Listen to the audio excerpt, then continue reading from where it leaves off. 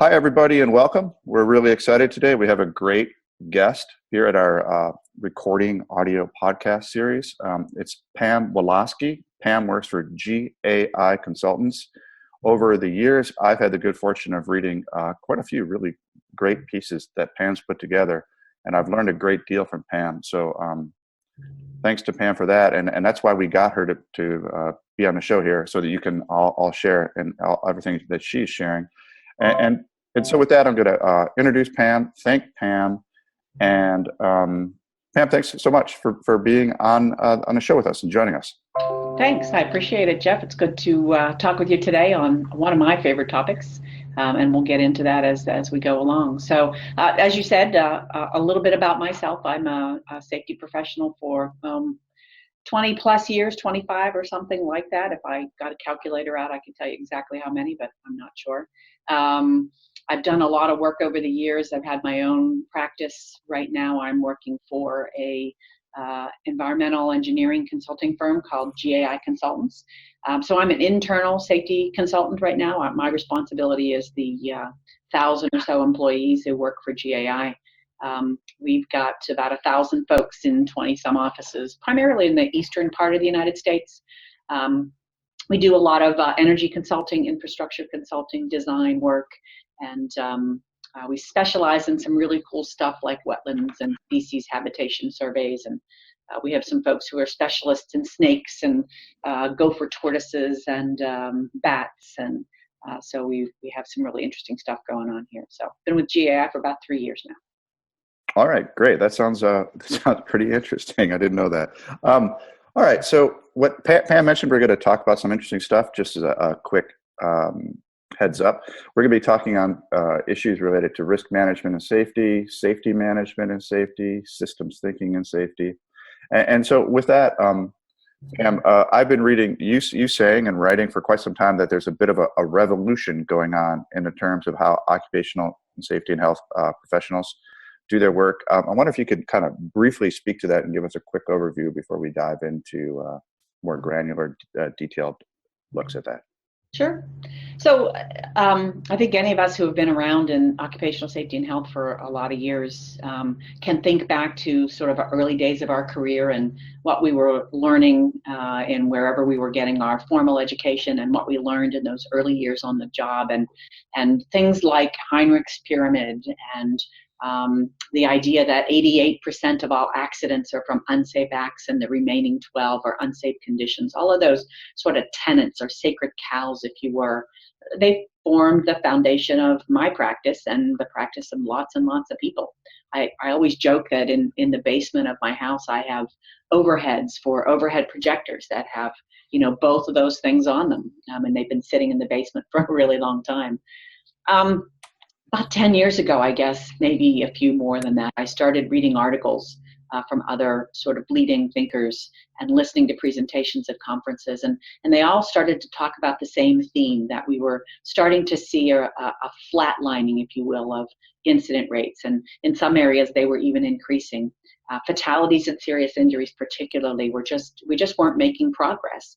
And they began to suggest that, maybe those tenets of our practice, those sacred cows, maybe they weren't correct, or maybe they weren't working like we thought they were, because if they were, we would see better progress. Over time, I think you began to hear more and more from those folks, and more people sort of joined into that mainstream thinking. But at first, they were pretty revolutionary, and I included myself in the group of people who would sort of listen with a skeptical ear. And there are still some folks that think that they're pretty revolutionary, but I think over time, their ideas and their thinking have begun to become more accepted, and many, many more OSH professionals are beginning to revolutionize their thinking. I think we're kind of in the middle of that revolution, if you will, if you think about the scale of it. But I also think from reading and attending conferences and things, we're really starting to work our way down the backside of it. So more and more of us are beginning to really begin to think differently about what we do and how we practice. All right, great. That was a good intro. Thank you. So if we're currently moving, as you say, kind of away from, I guess, amongst other things, a compliance-based OSH management to something else. Could you talk to us first about what exactly you might mean by compliance-based OSH management, and what are some of the faults with it and why we're moving away from it? Sure. Historically, I think the foundation of our OSH programs has been the mandatory regulations that are established, and so complying with those regulations or developing a program that is compliance-based means that we look at those regulations, and that's what we do. We read the regulation and we do what it says. For OSH professionals, it typically means a federal or a state-based OSHA. And for some of us who might also support our organization's environmental program, the EEPA or other state-related environmental groups. But it is a regulatory process. It's what the law says needs to be done. I think the problems with that approach, the first, of course, is that anybody who's observed regulatory processes knows that they're extremely slow to change. It can take 10 or 15 years for just a revision to an existing standard to make its way through the processes that are established before it becomes a law or requirement. So the thinking and the information that may be new doesn't find its way into regulations. It leaves us kind of behind the eight ball when we want to incorporate that new thinking into our programs, if we're just relying on what the regulation says.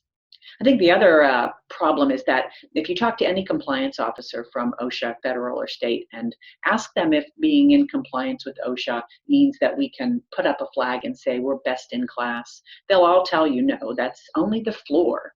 And all the regulations are intended to do is establish the ground floor about which you should be basing your programs. So if you, as an OSH professional, want to lead your organization into excellence, safety excellence, you obviously have to go above and beyond that.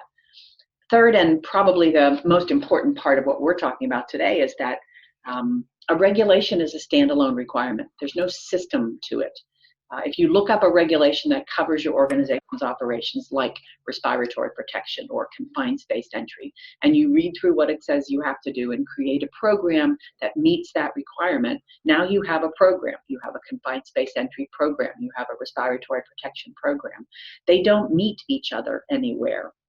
So you have a bunch of separate components or silos, and they don't lend themselves to any kind of integration on a systemic way.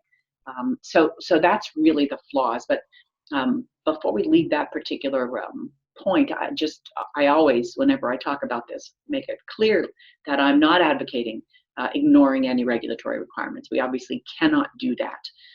But I'm suggesting that complying with them and believing that we've got good compliance going is not going to get us where we want to be. And I also believe that if you implement an effective management system, which we're going to talk about, if your OSH program is based upon systemic components and a management system process, I betcha you're going to be in compliance with what the regulations say. It just is going to happen as a matter of fact, except for things like putting up the OSHA poster or having your OSHA logs, those kinds of things. But those are not the hard parts of compliance with regulations. All right, that was a good answer and well said. I couldn't have said that as well myself. I think, kind of summarize it, your point one was OSHA changes slowly. Point two was you should really think of OSHA requirements as a floor. And then three was just the siloing effect of having programs and compliance as opposed to systems. To that second point, I just completed a course on, I'm an instructional designer. I've worked in safety for about 10 years, but I'm no safety expert. So I continue taking courses. I just took a course on industrial hygiene. And speaking of the OSHA requirements being a floor, it's shocking how the PELs, how dangerous a lot of PELs are for certain hazardous chemicals. Right. All right, cool. If you think about, the OSHA regulations that we currently are dealing with were developed when OSHA came into being 40 plus years ago. And they took them from voluntary consensus standards, and those standards have marched on and been revised, but the regulations have not. So if you look at the regulation and you look at the timing of when it was adopted, there are still some OSHA regulations that are 40 years old. And the PELs are an excellent example of situations where we either know that exposure at the PEL is doesn't protect the worker at the point where they need to be because we know more about the exposure and what it does, or on the other side, it's way too high, way too low, excuse me, and needs to be changed. But those, I think the last year on the PELs was 1989. So Yeah. it's an example. All right. So if that's where we're moving away from, that kind of compliance-based focus, what are we moving towards? We're moving to systems-based thinking. We're moving for management of our organization's operations with regard to occupational safety and health from a management perspective. So it's OSH management systems. That's what we're moving towards, that whole systemic approach, that creates integrated pieces, breaks down those silos, gets away from a program approach and looks more at an approach to occupational safety and health that's systemic and system-based. Okay, and we'll talk more about that in a little bit. I've heard you write and talk a lot about systems. I've also heard you talk in a related manner about a risk management approach or a risk approach to occupational safety and health. Could you tell us about that as well and what that means? Sure. Putting it together with the OSH management system, a risk management approach is how the organization approaches the risks from an occupational safety and health basis and how it manages them. And if you think about how management systems are the sort of plan, do, check, act cycle, the risk management part of it is the plan part. It's where an organization says, how do we figure out what the risks are to our workers and our organization? How do we quantify those risks? How do we mitigate those risks in a systemic manner that assures that we've got some sort of continual improvement? The overarching goal is reducing that risk of occupational safety and health hazards to an acceptable level. So risk management is part of occupational safety and health management systems. It's a critical part of it. It's a big part of it, and it's got to be a piece that's integrated into any kind of an OSH management system. I like that, and I want to call out one point that I've read you writing on as well. So if risk, as you're saying, is part of your OSH management systems approach, and it's the P in the Deming PDCA cycle, that's true. But just to call out, one of the things that you, I think, wisely suggest as well is that risk is actually a bigger thing than just, it applies to more than just safety. And that one thing people can do in their organization is to partner up with people who might be experts in risk, maybe in finance, for example. Is that true as well? Sure, risk is risk. And what many OSH professionals have found who have sort of started to take that risk management approach is that they find a lot of friends in their organization who are already approaching the organization's processes and procedures and operations from a risk approach. So financial risk, talk to your CFO or anybody in your accounting department and how they manage the financial risks to the organization. They are identifying them, quantifying them, and mitigating them, just the way we would with risk to somebody getting hurt. We look at supply chain risk. We look at business continuity risk. It's all a risk-based approach. And the OSH management system should fit into the overall risk management approach of the organization to whatever the risks are that the organization has to identify. Great answer. Thanks. And I apologize for dragging you off, but I've appreciated that point you've made in the past. Okay, really quickly then, if risk is this kind of universal thing that can be applied at an organization in any number of ways, but it's also kind of the P within safety in that context. Could you break the little process down for using risk in safety? I think I've seen you talk about a couple different ways. You just talked about identifying, quantifying, and mitigating, but just kind of give us a little bird's eye view roadmap of risk in safety. Sure. The standards that address risk management, which would be the ANSI ASSP Z90 standard, which is an adoption of the ISO 31000 standard, has a really nice framework in it that lays it all out very graphically and in a very simple way to look at risk management. And the thing that you notice first about that graph is that it's got a lot of arrows that go back and forth between all of the pieces, which is that whole critical systemic approach. Those arrows go back and forth for a reason, because all of the systems are interrelated. It's not a straight line from step 1 to step 2 to step 3. It's piece A is connected to piece B and C and D and E and F and G. So if you look at that framework, risk assessment is really the key piece of risk management, and that kind of occupies the center of the framework. And risk assessment is risk identification. What are the hazards? What are the consequences of those risks? What's the source of energy of those risks? Identifying all of that process. The second step of that is risk analysis. How do we figure out the severity of that risk in terms of how badly somebody can get hurt? How do we figure out the likelihood of that risk in terms of what are the chances that somebody's going to get hurt, and give that some sort of a score or process of understanding where it fits in a hierarchy. And then the third part of it is the evaluation of the risk. How do we then take the controls that are available to us to mitigate that risk in some way, to take it from a score of 20 to a score of 3, or a red to a green, or however your organization approaches that. That's the center, that's the big piece of it. But then it's also complemented by the risk treatment part, which is now that we've figured out how we're going to mitigate that risk, what's the plan for doing it? How are the controls going to be implemented? How are the controls going to be monitored and reviewed? And how are we going to make sure that the resources are developed to get those controls in place and get them going? And then on either side and on top of that framework are 3 other major components. At the top, really, and you almost have to talk about it first, is establishing the context of the organization. So what parameters does the organization need to consider when it's managing risk and determining the scope of its process? What are the threats and opportunities that the organization has to consider in terms of managing its risk? The context of an organization that performs construction, builds skyscrapers, that's their key. The context of their risks is completely different than the context of the risks at GAI Consultants, where we're doing field work, where our employees are out in the field doing stream and wetland delineations. Completely different context, but the same process can be used. Then the other sides of it include the communication and consultation piece, where an organization gathers information from external and internal stakeholders, consults with them, shares the information, and uses that whole process to identify risks and implement the whole management process.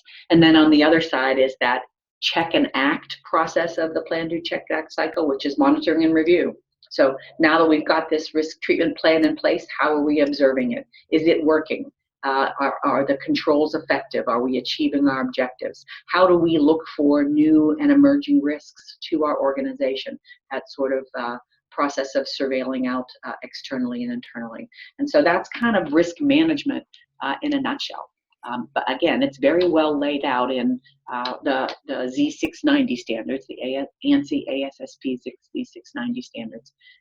And it gives a really good process for plan, do, check, act, and implementing that into your continual processes. Okay, good. Thank you very much. We all recommend people go to those standards. They're really great. But that was a nice little overview. We had a prepared list of questions, and I'm going to just skip the next one because I ordered them poorly. And I'm going to stick with this issue of risk. So my apologies for throwing a curveball here. So we were just talking about risk and risk management. One of the things you talk about, and I think is wise as well, is you talk about the importance of teaching employees to identify risks and performing risk analysis and helping to manage risk on their own. I wondered if you could tell us if you have any tips for teaching employees about risk analysis, risk management, and so on. Sure. I think it's a process, just like OSH professionals have gotten to a place where they've learned about risk and understood risk and understand how it can help an organization do what it needs to do. I think we as OSH professionals are responsible to lead our employees in that process as well.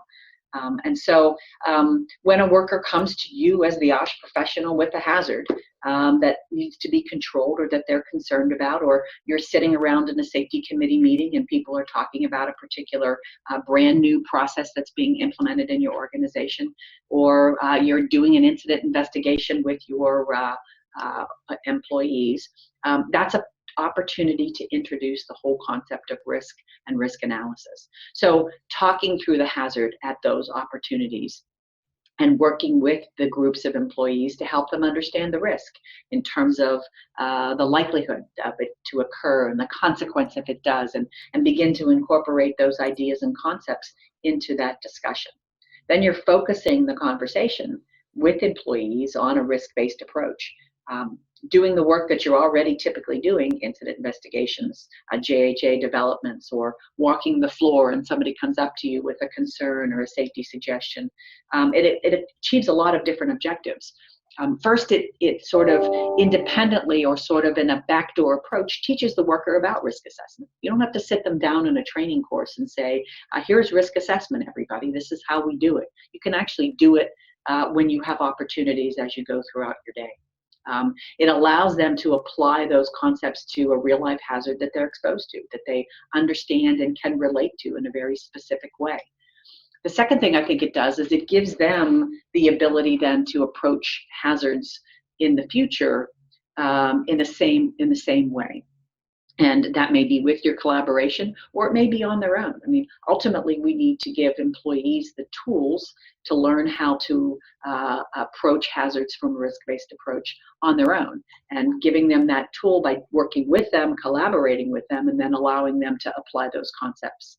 And then the third thing I think is that the other piece, which is a little more nuanced, but it changes the language that we use in interactions with our workforce. The language that says risk and severity and consequence and probability and hierarchy of controls and all of those terms that are just a big piece of risk management. It allows us to begin to change that language. And so we're no longer talking about OSHA and what OSHA says. We're talking about what the risk is and how can we control it.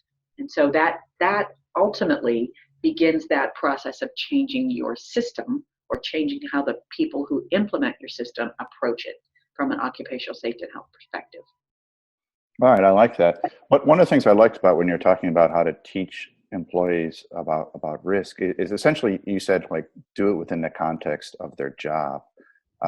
When you're walking the floor, when they do see something on their job. And that's one of the big lessons, I think, from my field, instructional design and training, is how important it is to be able to deliver training and instruction and feedback and discussions directly in the consequence, right in the context of the job, as opposed to like going off to the isolated training room to have that discussion. Sure. Yeah, I mean, we know about adult learning concepts and how adults learn better. They learn by doing, they learn by applying, and they don't learn very well by sitting in a training room with PowerPoint in front of them. They learn in lots of different ways. And so this sort of learning by doing, if we want to incorporate risk management into what we do, there are a lot of great ways to help our employees understand those concepts. And it's not hard to do. And once you begin to apply it to a real life hazard, it's much easier then to take that situation the next time and do it either more independently or understand how to apply those concepts to different hazards. Because again, risk is risk, hazards are hazards, and those concepts can be applied to lots of different ways. All right, great. So now I'm going to go back to the question. Now that we've, I think, addressed risk nicely, I'm going to go back to the question I skipped. So you talked about the importance of systems and management systems. And could you kind of just walk us through again, like exactly how that's related to, what does that mean in the context of occupational health and safety management? And how exactly is that different? And you touched on this a little bit from what maybe a program, systems as opposed to programs. Sure. So a management system is a set of interrelated policies, processes, procedures, and they are intended to address a particular function of an organization. So an occupational safety and health management system is intended to address the occupational health and safety functions of the organization. But they also apply to financial management, supply chain, business continuity, those examples that we were just talking about a couple of moments ago. But again, just to reinforce, and this concept can't be overstated, the difference between a program and a system is that a program stands alone. A confined space entry program, a fall protection program, a respiratory protection program. While parts of a system like risk assessment and communication and consultation and monitoring and review all work together. And those arrows on that framework that I was just alluding to together, that's what that means. Those arrows go back and forth because those pieces of that system work together. So in an occupational safety and health management system, the objective, very broadly, is to reduce workplace injuries and illnesses to an acceptable level. Each organization has to figure out what the acceptable level of risk is and what the risks are that they're exposed to. That's the establishing the context. And I was talking about a couple of examples of completely different organizations and what their context might be. And to achieve those objectives, we solicit information about the risks from our stakeholders, whether they're internal stakeholders or external stakeholders, through communicating, through consultation, through dialogue and joint decision making. We figure out how our workers could get hurt, how badly hurt they could get, what's the likelihood of it happening through the whole risk assessment process. We implement a plan to reduce those risks through risk treatment. And then we check to make sure the plan is working and revise it if it isn't through monitoring and review. So each of those pieces functions together. And again, the whole cycle, that circular plan, do, check, act cycle that we talked about, it's a critical piece of any kind of a management system, whether it's occupational safety and health or financial or what other kind of system you're dealing with. All right, great. And I know that earlier when we talked about risk, you gave us some specific examples of standards related to risk. And I wonder if you could call out a couple, maybe ISO or ANSI standards related to safety management systems as well. Sure, and it's important to talk about these because as OSH professionals, many of us spend a lot of our time on OSHA.gov and looking at regulations.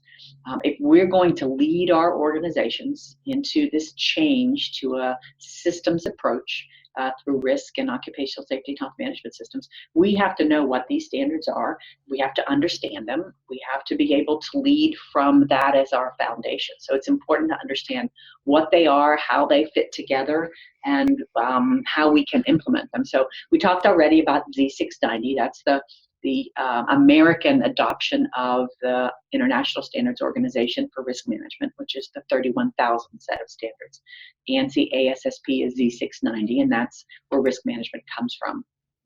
There's a couple of occupational safety and health management systems that people should be familiar with if they're not already. The newest and newest kid on the block, if you will, is ISO 45001.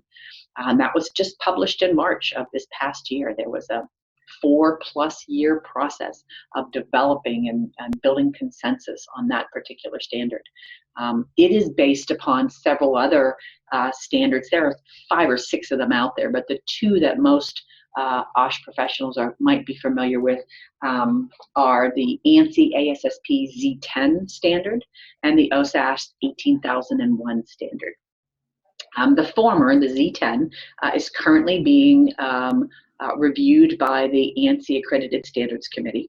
And I just literally got an email before I logged in here this morning that indicated that ANSI ASSP Z10 is being approved and updated to align with ISO 45001. So those standards should mirror each other.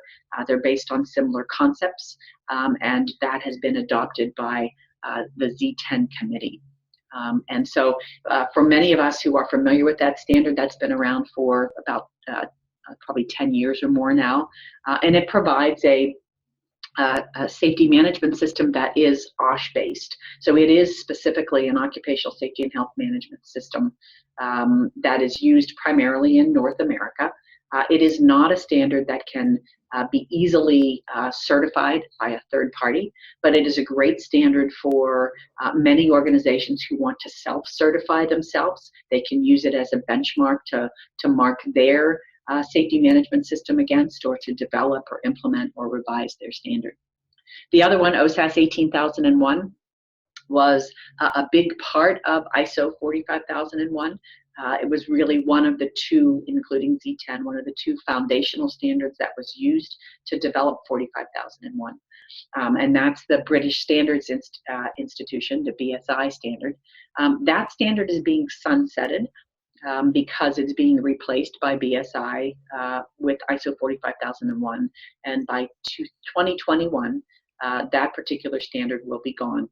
So organizations who are aligned with or certified through OSAS 18001 are currently in the process of transitioning to ISO 45001, and that'll be done by 2020 and 21. Sorry.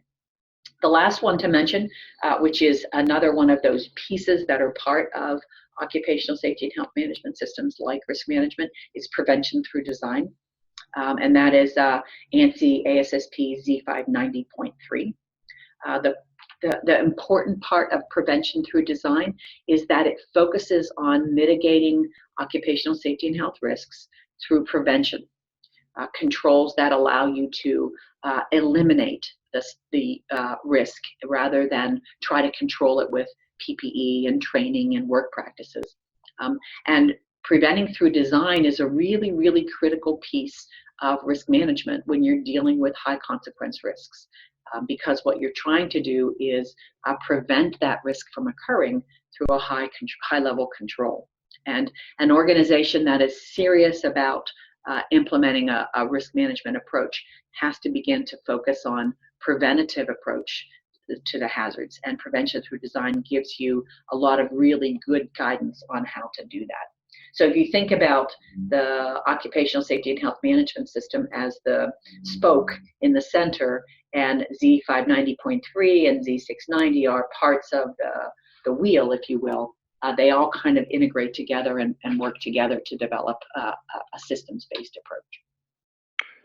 Great overview. So 18,001 is being sunsetted because of 45,001. Z10 is just now being updated to match 45,001. As you said, 45,001 is new, out recently, and actually the person I interviewed immediately before you, and I'll publish this a week from this Monday, was Chris Ward, who helped develop 45,001. So we'll have more information on that. And then you mentioned 590.3, which has to do with prevention through design, which is nice because you already talked about the hierarchy of control, of course, and it leads nicely into my next question. In the context of moving safety and health management towards management systems and systems thinking in general, I wonder if you could talk to us about the problem having to do with earlier or current conceptions of human factors, including for those who aren't familiar with that term, maybe defining what human factors are, and relying on the concept of operator error for explaining safety and health incidents at work. Sure. So, if you believe in the fundamental concepts of a management system, I think that you have to accept and understand that our workers operate in a system that is created and controlled by management. And that's if you know anything about Deming, who was, obviously the leader of the Plan, Do, Check, Act cycle, that was one of the things that he said. And our workforce operates in that system. It's created, it's controlled by management, and management holds the key to changing the system. And if we want to prevent incidents, we have to approach it from a systems approach. And when we find incidents that can be prevented, our preventative approaches have to be system-based. The second thing I think is that if you want to approach your organization from a systems approach, you have to appreciate that worker behavior is part of every incident that you look at, whether it's a fatality, a serious injury, a near miss, a close call, a property damage, whatever that is, worker behavior is a component of that. The worker did something that they weren't supposed to do, or they didn't do something that they were supposed to do. And if you understand those two concepts, your organization has to understand and appreciate that when you investigate an incident, when you look at how to prevent that, or when you begin to identify risks and figure out how to control them, you have to appreciate the system creates the circumstance where the incident is either allowed to occur, or where the risk is allowed to be in place. And you have to develop a corrective action plan that relies on changing the system, at the same time helping the workforce to operate effectively within the system. But I think what we see far too often is that the reduction of incidents through our controls, or the corrective action plans that come out of incident investigations, are based upon operator error processes, contingent processes. And we think that we're going to fix the risks or mitigate the risks by having processes that require 100% compliance of the workforce 100% of the time. That's just not feasible. That's not practical. It's just not going to happen. People come into work every day with a lot on their mind that interrupt their ability to maintain that kind of 100% level of compliance. They have financial problems. Perhaps they're not feeling well. Perhaps they didn't get much sleep last night. Every day, workers come in those kinds of mindsets. The workplace is full of distractions that disrupt operations. Management creates processes that don't work, that aren't properly defined, that people aren't trained well on. And so workers create a workaround in order to get that job done. So we can investigate an incident and blame the worker and retrain them or discipline them or create even more foolproof processes. Or we can do a risk assessment and say, okay, the way we're going to manage this risk is to use PPE and training, and we're going to create a work practice or a procedure. But those ways of approaching occupational safety and healthy risks are not going to work. And our incidents are evidence that they don't work. We still have 5,000-ish fatalities every year, and that hasn't changed much in the past 15 years. So we have to change the system that created the circumstances. And again, to just restate, we have to create opportunities for our workers to work effectively within that system. That's where the training comes in, training workers to work within the system as opposed to training them to run the system. And I would also have one last caveat on that, and that's to say that I'm not suggesting enforcement when deliberate non-compliance occurs isn't also part of managing the risks of your organization. Employees who choose not to comply with basic rules that keep them and their coworkers safe may not be able to continue to function in the system, and that's absolutely true. But that it isn't the first place we should be looking to reduce injuries and illnesses, and it shouldn't be the primary purpose of an occupational safety and health management system. It is a side piece, and it needs to be part of it, but if you look at incident investigations, operator error can't be the first, last, and only cause of what happened. And to that point, maybe you don't have these kind of statistics, maybe nobody does, but I'm assuming nationwide, for example, if we had these kind of statistics, we would see operator error at the end of an incident investigation at a very high frequency. Do you have any idea what kind of frequency that would be? You know, I don't have the numbers, but I'll tell you, one of my favorite people in the world who I think is sort of a legend in our community is Fred Manuel. Yep. And he's one of the people that I've read a lot about, read a lot of his writings back when I was really starting to understand more about systems and management. And in his book, Advanced Safety Management, it always struck me that one of the things he did when he was writing that book was he reached out to a lot of organizations and asked them to send him incident investigations, their completed incident investigation forms. And he went through more than 1,000 of those forms and started tallying how many times operator error was the cause of the incident. And he came up with an astonishing percentage of those incidents. And he talks about it at great length in that book and uses it as a really important part of this whole concept that we're just talking about. And these were organizations that he suggested considered themselves to have very effective occupational safety and health programs. But that's what they were doing with their incident investigations, and that's what they were basing their corrective actions on. Retrain, change the JHA, better PPE, all of those kinds of low-level controls that we know just are not effective at true risk mitigation. All right, great. And this would be, I won't drag you off in a different conversation, but of course that leads us into interesting conversations about people like Ron Gant, who I know you like quite a bit, and I'm guessing Todd Conklin you might be a fan of as well. Oh, yeah. Yeah, absolutely. Absolutely.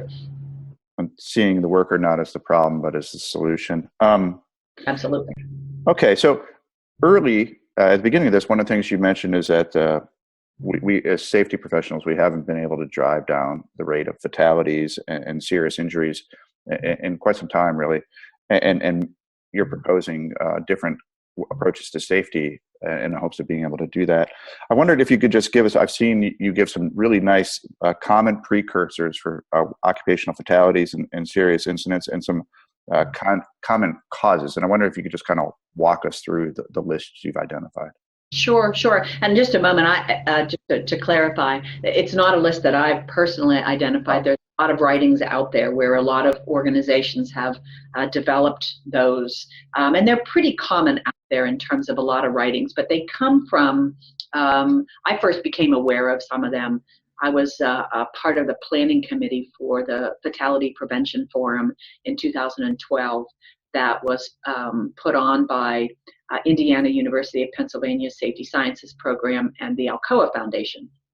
And there were a lot of really, really important people there talking about this whole idea that fatalities and serious injuries were not being reduced.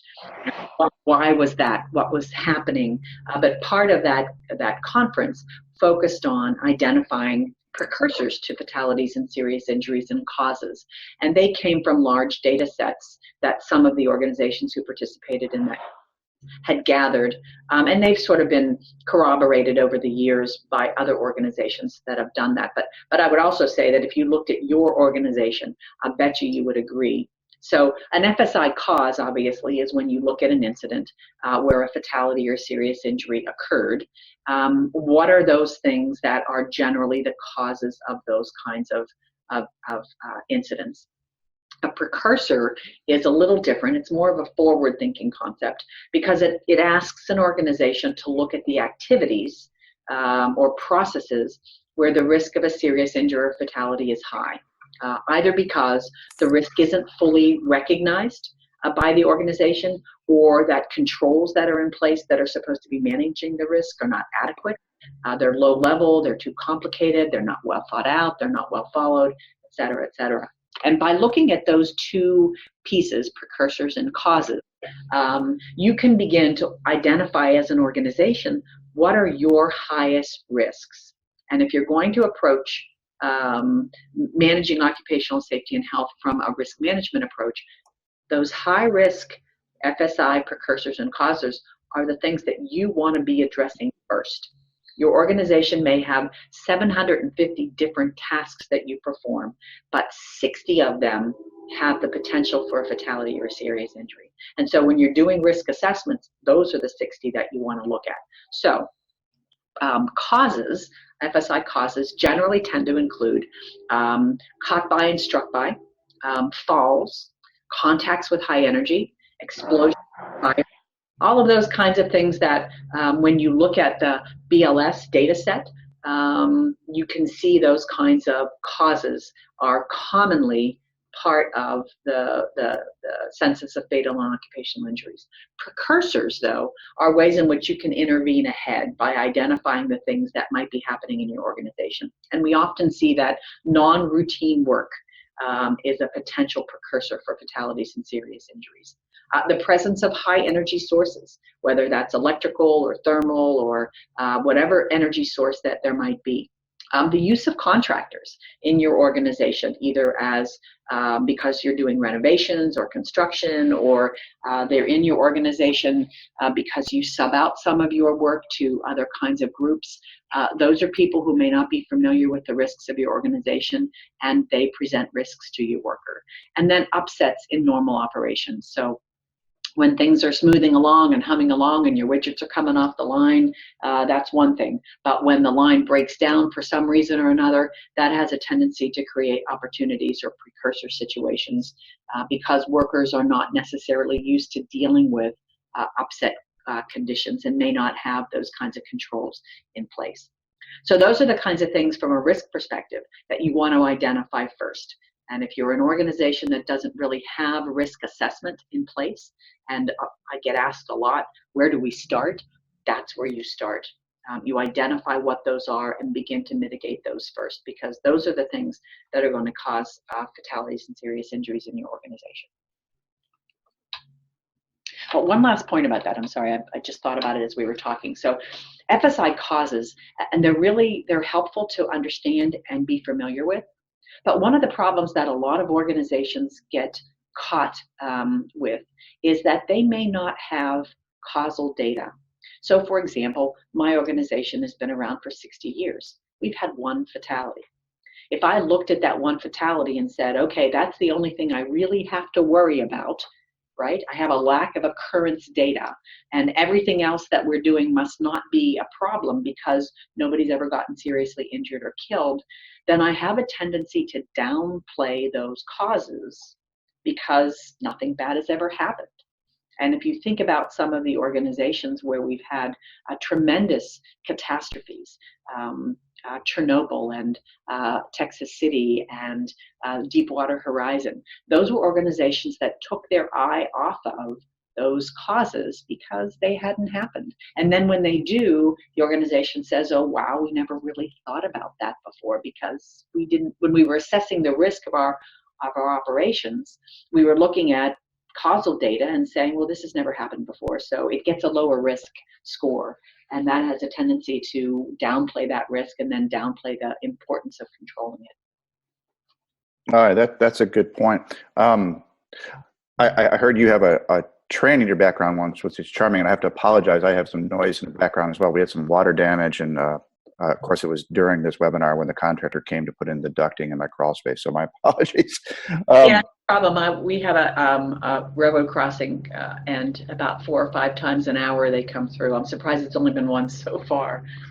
Well, there's no way to mute that noise. The guy with the loud drill and doing my duct work has been more than once. But okay, so good points about fatalities and serious incidents, good points about precursors and causes, and good points about hitting the data, but also not letting certain things lull you to sleep on issues as well.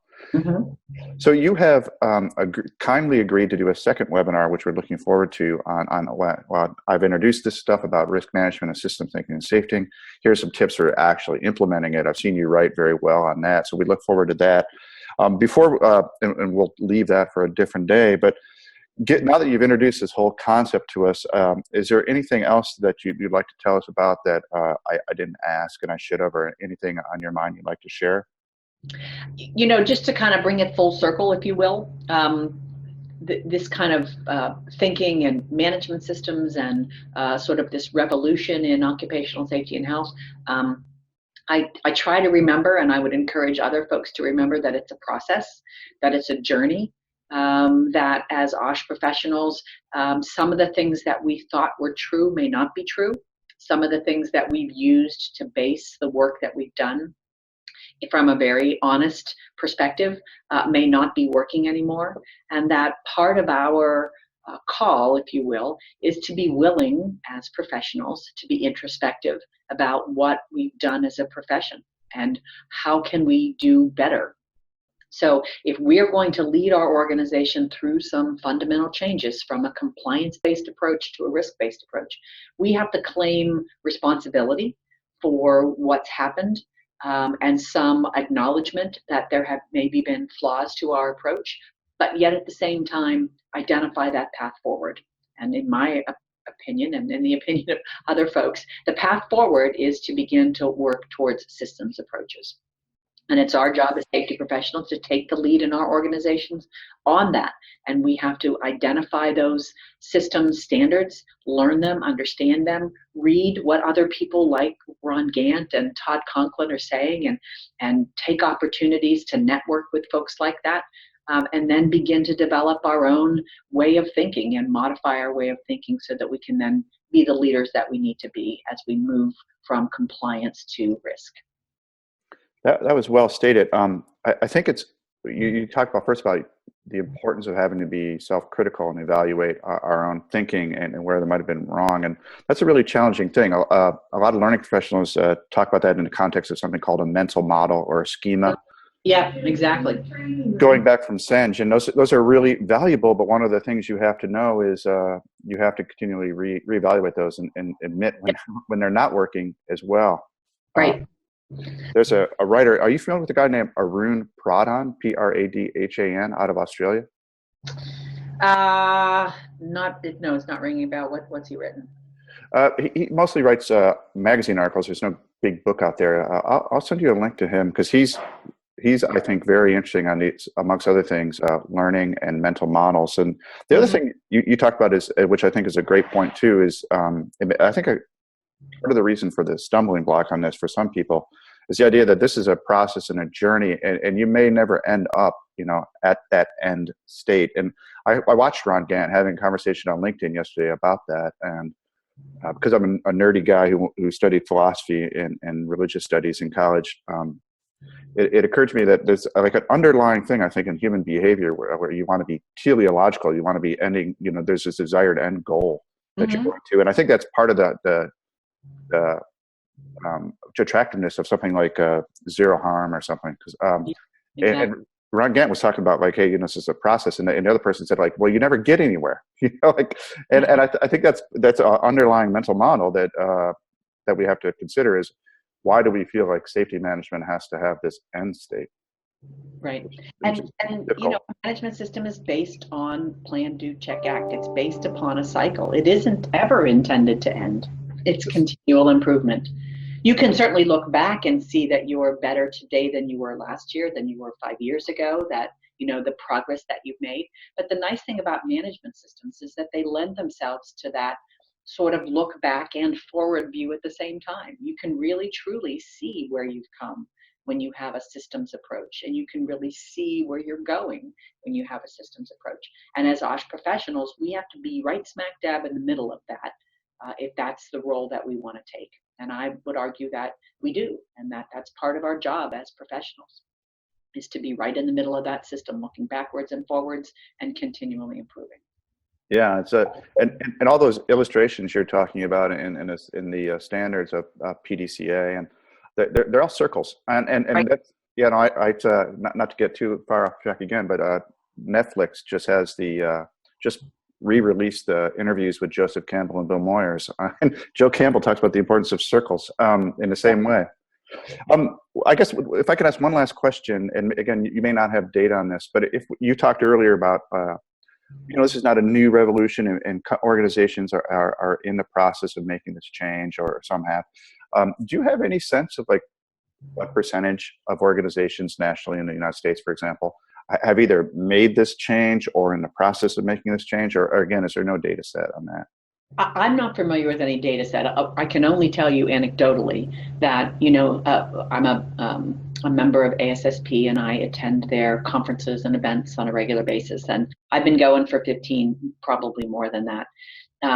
If you were to do a search on all of the sessions that they offer 10 years ago and looked for the word risk or systems in the title of the presentation, you wouldn't have found very many. But what you see now is a lot of various sessions that focus on all of those concepts and ideas. And when you walk into the room, they're standing room only.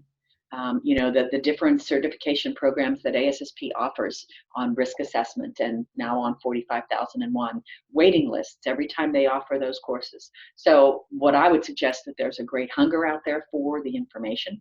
And there are a lot of folks out there that want to learn and understand. And so if that's any indication, I think that, as I said at the beginning, we're sort of on the backside of the revolution, where it's become more mainstream now to be interested in and wanting to implement these kinds of approaches in the organizations that we work for. All right, great. Okay, well, thank you so much, Pam Walaski of GAI Consultants. That was a great intro to this kind of like newer thinking in safety, revolving around risk and systems management systems and systems thinking. And we're really excited that you've agreed to do a second webinar, which we'll do later, and we'll link to this one. I'll also link to all sorts of stuff that you talked about, all the management systems, once I have a chance to type this all up. And thank you for the credit. I didn't know where the FSI data was coming from Fatality Prevention Forum from Indiana and Alcoa. I'll link to that. And I'm going to pause this. We're going to thank you. Thank everybody for listening as well. And then, Pam, I'll just wrap up with you, and then we'll send you on your way. Thanks so much, and have a great day.